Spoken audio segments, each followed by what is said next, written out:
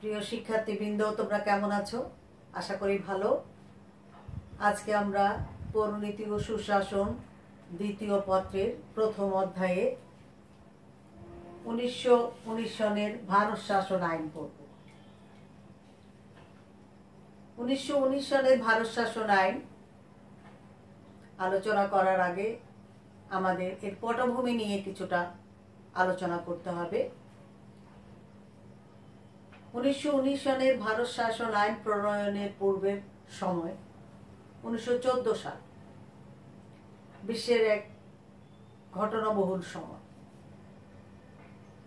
প্রথম বিশ্বযুদ্ধ শুরু হয়। ব্রিটেন এই যুদ্ধে জড়িয়ে পড়ে। এই সময় ব্রিটেনের ভারতীয়দের সাহায্য সহযোগিতা খুবই প্রয়োজন পড়ে। ভারতীয়রা তখন স্বায়ত্তশাসনের আন্দোলন করছিল। ব্রিটিশরা ভারতীয়দেরকে স্বায়ত্তশাসনের প্রদানের প্রতিশ্রুতির দেয় বা প্রতিশ্রুতির মাধ্যমে ভারতীয়রা ব্রিটিশদেরকে সাহায্য সহযোগিতা করার সিদ্ধান্ত নেয় এবং তারা সর্বান্তকরণে প্রথম বিশ্বযুদ্ধে ব্রিটিশদেরকে সহযোগিতা করে। এই যুদ্ধে প্রায় ৭৪,০০০ ভারতীয় সেনা নিহত হয়। এরই প্রেক্ষাপটে ব্রিটিশ সরকার তাদের প্রতিশ্রুতি মোতাবেক ভারত সচিব মন্টেগুকে এই সম্পর্কে একটি কার্যকরী ব্যবস্থা গ্রহণের নির্দেশ দেয় সরেজমিনে। এরই প্রেক্ষাপটে 1917 সালে মন্টেগু ভারতে আসেন এবং ভারতের গভর্নর জেনারেল বড়লাট চ্যামসফোর্ডের সাথে এই নিয়ে আলাপ আলোচনা করেন। তারা দুজনই ভারতের শাসনতান্ত্রিক সংস্কার সম্পর্কে একমত হন এবং আলাপ আলোচনার প্রেক্ষাপটে একটি প্রতিবেদন প্রদান করেন। এই প্রতিবেদনটি তারা ব্রিটিশ পার্লামেন্টে পেশ করেন এবং এটি 1919 সালে পাশ হয় এবং সেটি ইতিহাসে 1919 সালে ভারত শাসন আইন নামে পরিচিত। এই আইনটিকে মন্টেগু চ্যামসফোর্ড সংস্কার আইনও বলা হয়ে থাকে। ভারত সচিব মন্টেগু এবং গভর্নর জেনারেল চ্যামসফোর্ড এই আইনটির উদ্যোগ গ্রহণ করেছিলেন বলে এই আইনটিকে মন্টেগু চ্যামসফোর্ড সংস্কার আইন বলা হয়ে থাকে। তাহলে 1919 সালের ভারত শাসন আইনকে আমরা দেখি আরেকটি মন্টেগু চ্যামসফোর্ড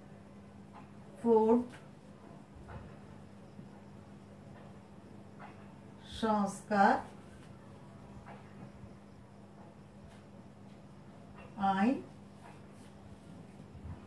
আইনও বলা হয়ে থাকে।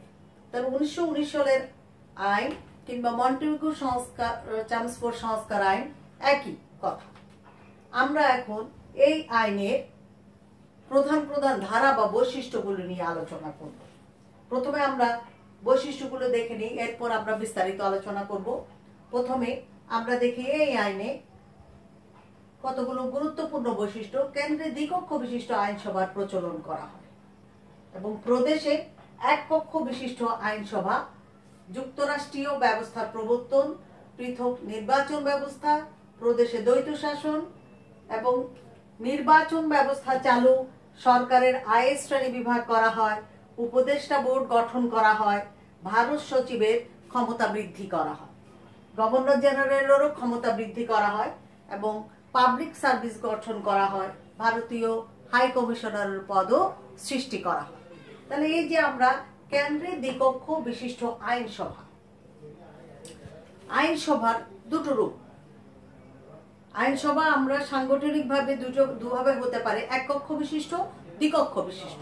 এখানে কেন্দ্রে দ্বিকক্ষ বিশিষ্ট আইনসভা সৃষ্টি করা হয়। তাহলে আমরা এই কেন্দ্রে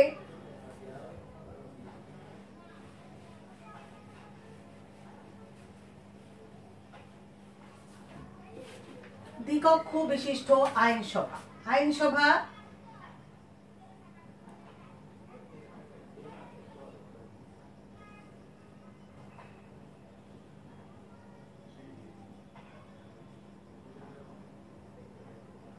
উচ্চ কক্ষ, নিম্ন কক্ষ। উচ্চ কক্ষ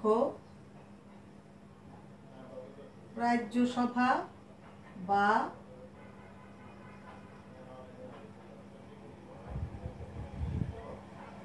রাষ্ট্রীয় সভা।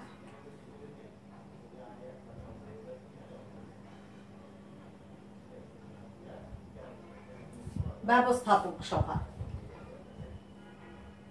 তাহলে কেন্দ্রে আইনসভার দুটো কক্ষ, উচ্চ কক্ষের নাম হয় রাজ্যসভা বা রাষ্ট্রীয় সভা, আর নিম্ন কক্ষের নাম দেওয়া হয় ব্যবস্থাপক সভা। রাজ্যসভার সদস্য সংখ্যা ছিল 60 জন, আর ব্যবস্থাপক সভার সদস্য সংখ্যা ছিল 145 জন। তাহলে এখানে আমরা দেখি 60 জন সদস্যের মধ্যে আমরা এখানে 34 জন নির্বাচিত এবং 26 জন মনোনীত সদস্য। তাহলে এই সদস্য সংখ্যার মধ্যে আমরা দেখি এখানে 145 জন, এখানে এর মধ্যে 34 জন, 26 জন।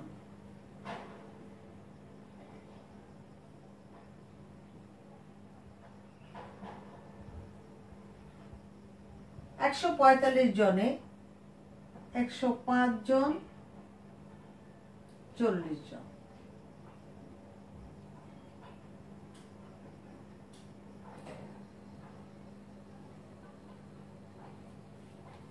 একশো 5 জন নির্বাচিত এবং 40 জন মনোনীত সদস্য। দ্বিকক্ষ বিশিষ্ট, কেন্দ্রে দ্বিকক্ষ বিশিষ্ট। আবার প্রদেশে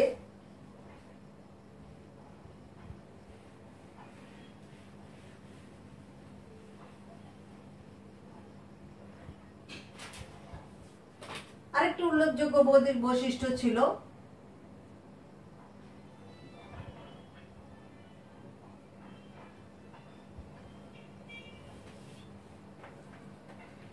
প্রদেশে এক কক্ষ বিশিষ্ট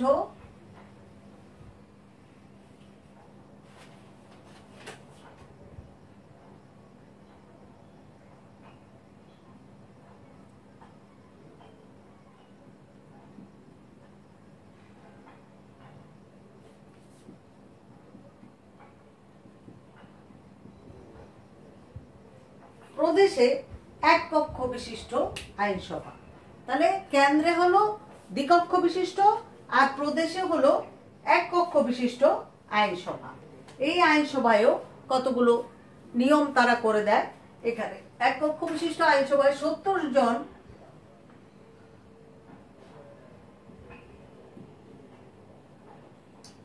জনের কম হবে নির্বাচিত সদস্য।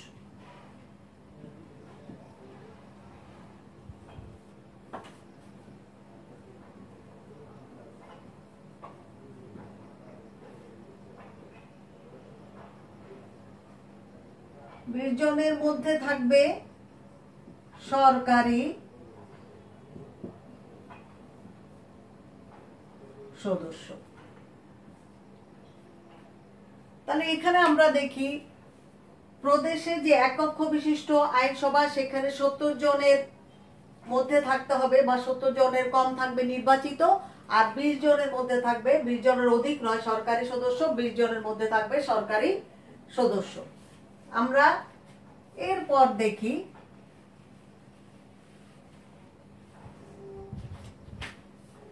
এই আইনে আরেকটি উল্লেখযোগ্য বৈশিষ্ট্য হলো যুক্তরাষ্ট্রীয় ব্যবস্থার প্রবর্তন। যুক্তরাষ্ট্রীয় ব্যবস্থা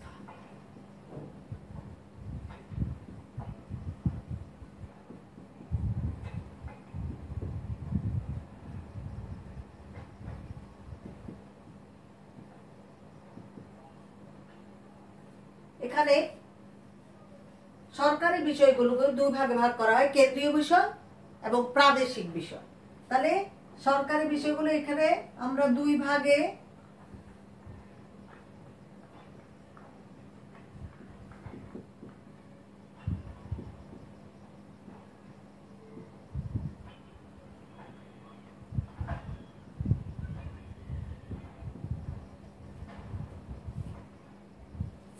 ক্ষমতা কেন্দ্রীয় বিষয়গুলো কেন্দ্রীয় সরকার পরিচালনা করবেন এবং প্রাদেশিক বিষয়গুলো প্রাদেশিক সরকার দেখভাল করবেন। যুক্তরাষ্ট্রীয় ব্যবস্থার এটা একটা বৈশিষ্ট্য যে দুটো সরকার থাকবে, একটা কেন্দ্রীয় সরকার, একটা প্রাদেশিক সরকার। কেন্দ্রীয় বিষয়গুলো কেন্দ্রীয় সরকার দেখবেন, প্রাদেশিক বিষয়গুলো প্রাদেশিক সরকার দেখবেন। এখানে এই যুক্তরাষ্ট্রীয় ব্যবস্থার প্রবর্তন করা হয়, এটাও একটা গুরুত্বপূর্ণ বৈশিষ্ট্য 19 সালের ভারত শাসন আইনে। এরপর আমরা দেখি পৃথক নির্বাচন ব্যবস্থা।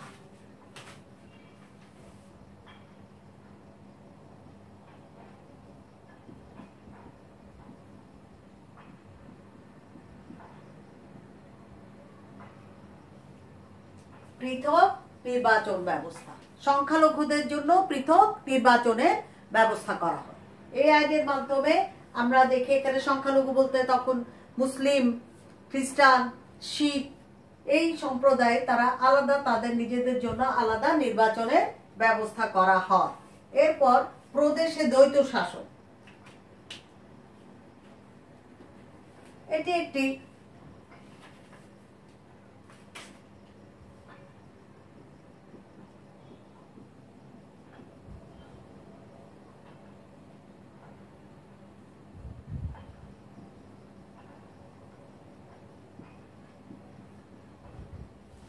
এটি এই আইনের একটি উল্লেখযোগ্য বৈশিষ্ট্য এবং একটি অভিনব ব্যবস্থা। একই প্রশাসন বা একই প্রশাসনিক ব্যবস্থায় দুটি কর্তৃপক্ষের উপস্থিতি। দ্বৈত শাসনের ইংরেজিকে বলা হয় ডায়ার্কি। এটা হলো একই প্রশাসনিক, আমরা দেখি প্রশাসন ব্যবস্থায় দুটি কর্তৃপক্ষের উপস্থিতিকে দ্বৈত শাসন ব্যবস্থা বলা হয়। এখানে প্রদেশের যে প্রশাসনিক কর্তৃত্ব বা প্রশাসনিক বিষয়গুলোকে দুই ভাগে ভাগ করা হয়।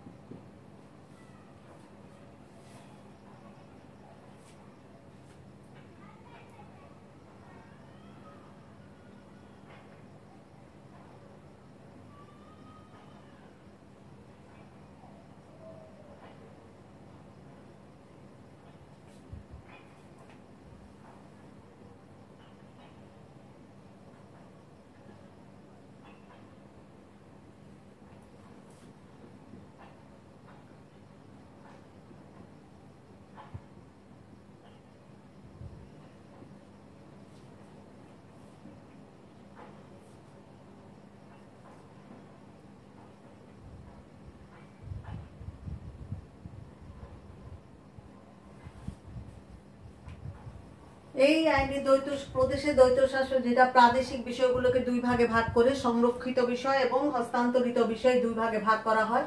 অধিক গুরুত্বপূর্ণ বিষয়গুলো সংরক্ষিত বিষয় হিসেবে পরিগণিত হয়, আর কম গুরুত্বপূর্ণ বিষয়গুলোকে হস্তান্তরিত বিষয়ের মধ্যে ফেলা হয়।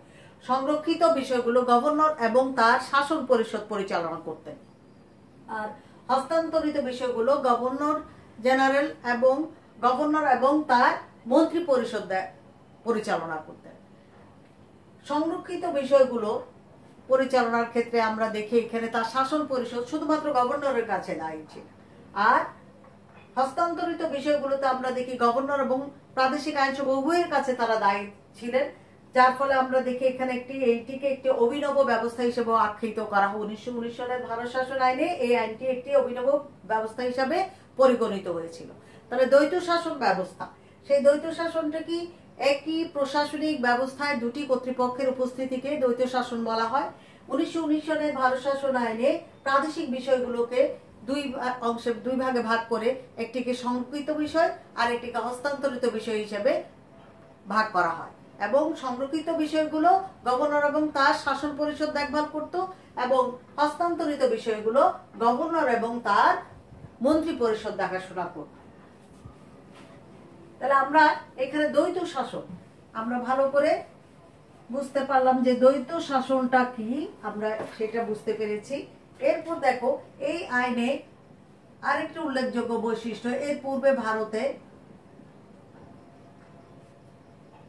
নির্বাচন ব্যবস্থা চালু হয় সীমিত আকারে।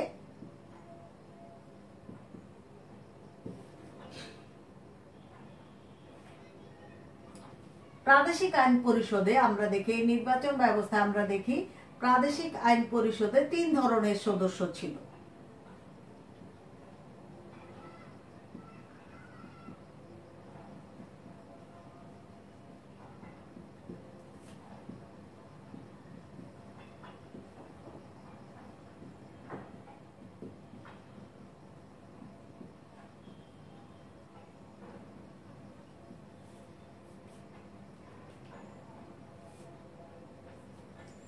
তাহলে কয় ধরনের প্রাদেশিক আইনসভায় 3 ধরনের সদস্য ছিল। এক ধরনের সদস্য ছিল নির্বাচিত,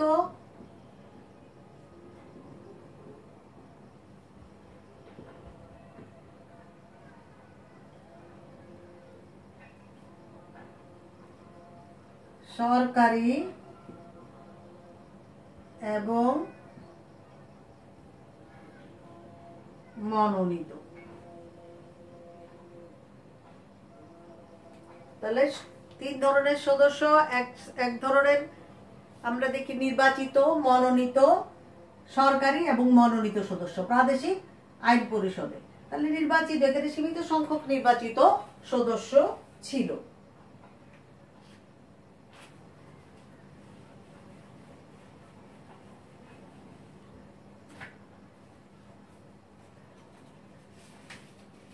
সরকারের আয়ের শ্রেণী বিভাগ আমরা এখানে লিখেছি, সরকারের আয়ের শ্রেণী বিভাগ।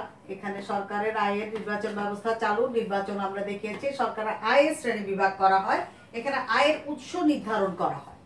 সরকারের আয়ের শ্রেণী মানে উৎস। তাহলে এখানে কেন্দ্রীয় সরকার এবং প্রাদেশিক সরকারের উপর আয়ের যে কর, আমরা আয়কর ও বাণিজ্যিক করের ভার থাকে কেন্দ্রীয় সরকারের হাতে, আয়কর বাণিজ্য কর। আর ভূমি কর আর মাদক দ্রব্যের উপর আবগারি শুল্ক এগুলো থাকে প্রাদেশিক সরকারের হাতে। তাহলে ভূমি কর ও আমরা দেখি এখানে মাদক দ্রব্যের উপর আবগারি শুল্ক এগুলো প্রাদেশিক সরকারের হাতে থাকে।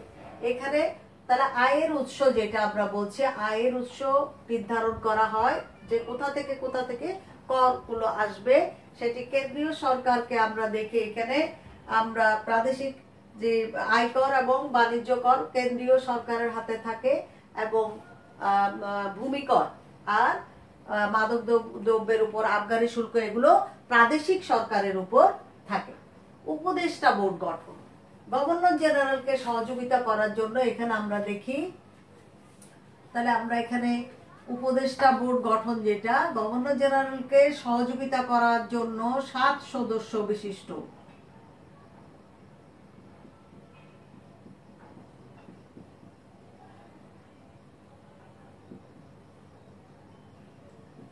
উপদেষ্টা বোর্ড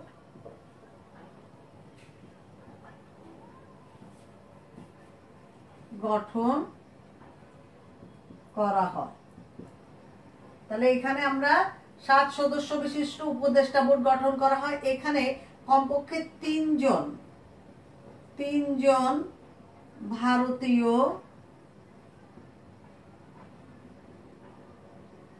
সদস্য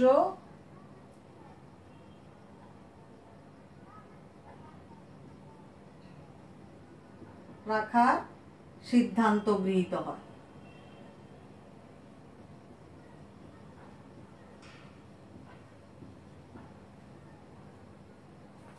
তাহলে আমরা এখানে উপদেষ্টা বোর্ডের মধ্যে আমরা দেখি 7 জন।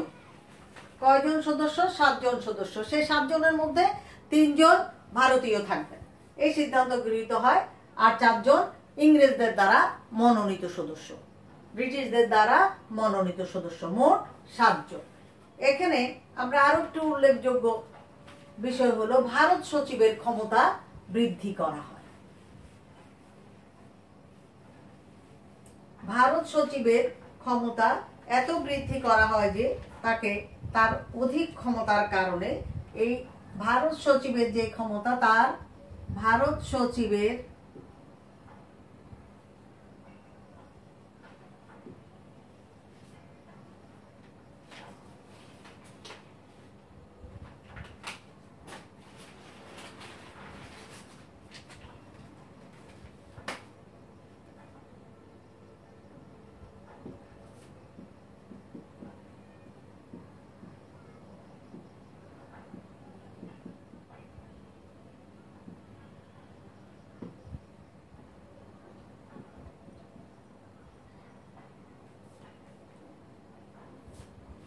বা অত্যধিক ক্ষমতার কারণে তাকে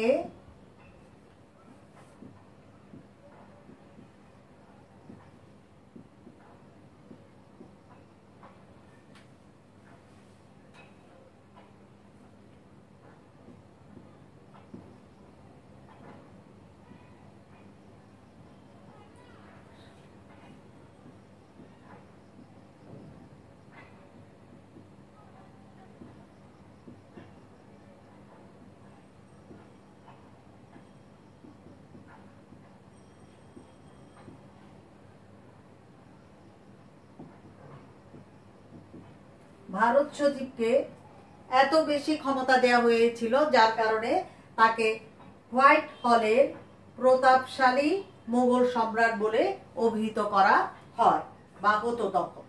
গভর্নর জেনারেলকেও অতিরিক্ত ক্ষমতা প্রদান করা হয়, নিরঙ্কুশ ক্ষমতা প্রদান করা হয়। এছাড়াও আমরা দেখি আরো একটি উল্লেখযোগ্য বৈশিষ্ট্য হলো এই আইনে সর্বপ্রথম সরকারি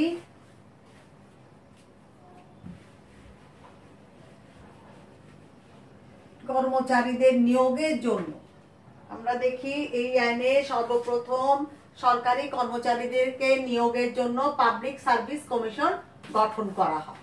পাবলিক সার্ভিস কমিশনে আমরা দেখি পাবলিক সার্ভিস কমিশন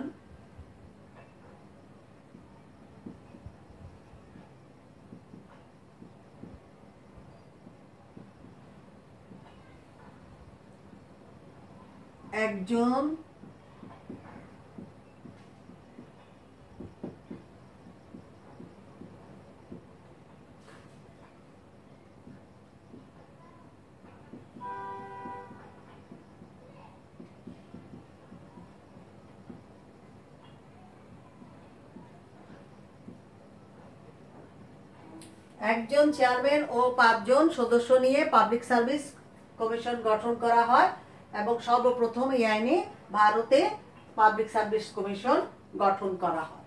এছাড়াও আমরা দেখি এখানে ভারতীয় হাই কমিশনার পদের সৃষ্টিও সর্বপ্রথম এই আইনের ফলেই করা হয়। ভারতীয় হাই কমিশনার পদের সৃষ্টি আমরা দুটো জিনিস প্রথম আমরা দেখি, পাবলিক সার্ভিস কমিশনও প্রথম সৃষ্টি হয় আর ভারতীয় হাই কমিশনার পদও সৃষ্টি করা হয়। ভারতীয় হাই কমিশনার পদ আমরা দেখি তিনি কি করতেন, 5 বছরের জন্য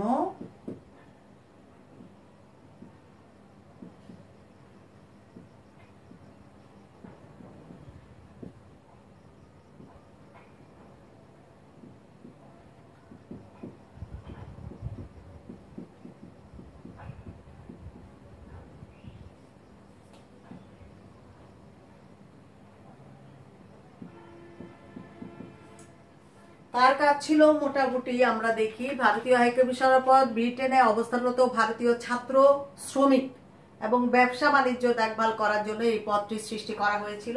এবং এই আইনে আমরা দেখি উল্লেখযোগ্য যে বৈশিষ্ট্যগুলো আমরা আলোচনা করেছি এগুলোতে আমরা প্রথম থেকে আবার আমরা আলোচনা করি। প্রথমে হলো কেন্দ্রে দ্বিকক্ষ বিশিষ্ট আইনসভা, প্রদেশে এককক্ষ বিশিষ্ট আইনসভা, তারপরে আমরা দেখি যুক্তরাষ্ট্রীয় ব্যবস্থা প্রবর্তন করা হয়, প্রদেশের দ্বৈত শাসন ব্যবস্থা প্রবর্তন করা হয়, পৃথক নির্বাচন ব্যবস্থা চালু করা হয় এবং নির্বাচন ব্যবস্থা সীমিত আকারে নির্বাচন ব্যবস্থা চালু করা হয় এবং সরকারের আয়ের উৎস নির্ধারণ করা হয়, উপদেষ্টা বোর্ড গঠন করা হয়, ভারত সচিবের ক্ষমতা বৃদ্ধি করা হয়, গভর্নর জেনারেলের ক্ষমতা বৃদ্ধি করা হয় এবং পাবলিক সার্ভিস কমিশন গঠন ও ভারতীয় হাই কমিশনার পদের সৃষ্টি করা হয়। এই আইনটিতে আমরা দেখি প্রাদেশিক আইনসভাগুলোর আয়তন বড় করলেও আমরা দেখি তাদের ক্ষমতা সীমিত করা হয়েছিল এবং এই আইনটি গণতান্ত্রিক দৃষ্টিকোণ থেকে অনেক বেশি ত্রুটিপূর্ণ হলেও ভারতের ইতিহাসে এটি একটি যুগান্তকারী পদক্ষেপ হিসেবে চিহ্নিত করা হয়। কারণ সর্বপ্রথম এখানে আমরা দেখি যে কিছু কিছু সীমিত আকারে হলেও জনপ্রতিনিধিত্বশীল ব্যবস্থাগুলোর যে প্রচলন সেটা সৃষ্টি হয়েছিল।